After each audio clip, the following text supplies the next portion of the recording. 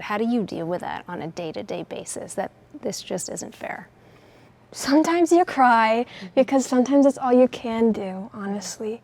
Because it's never been fair. It's not like we're coming from a place where it was fair and now it's unfair. It's never been fair. So we don't even know what that fairness looks like in terms of everyday living. And so that's always been our reality of unfair. That's our lived experience.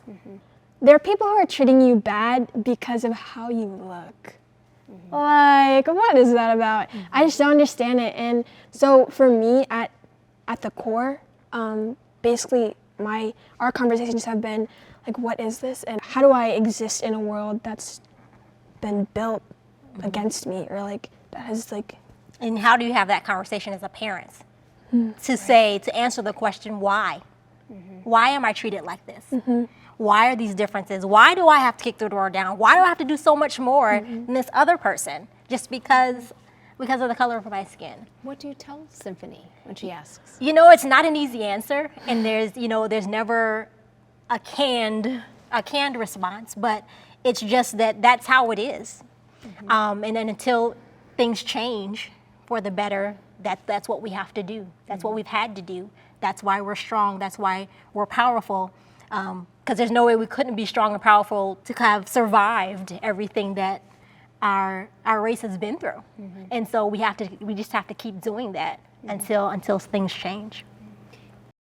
What is fairness? It really is about giving everybody an opportunity and the same opportunities, and at the level that they need to be able to engage it at.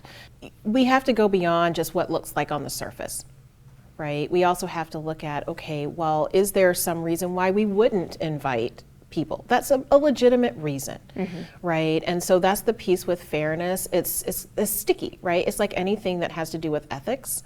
It's not always really clear what the right choice is.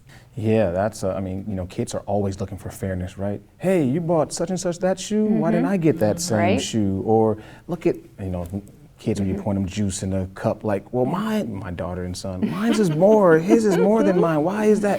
Right, those are like easier ways to distinguish fairness. But even in that, there's not gonna be this blanket statement of fairness. I think what Shonda is referencing is that it depends on the situation and what's going on. And so we have to talk to our students about that situations, context matters, and what are you making the decisions and how are those decisions being fueled, right? So what is your thinking? What is your thought process? Are you leaving people out or excluding people because of their skin color, for example? If that's the reason why you're leaving them out, well, that's not right?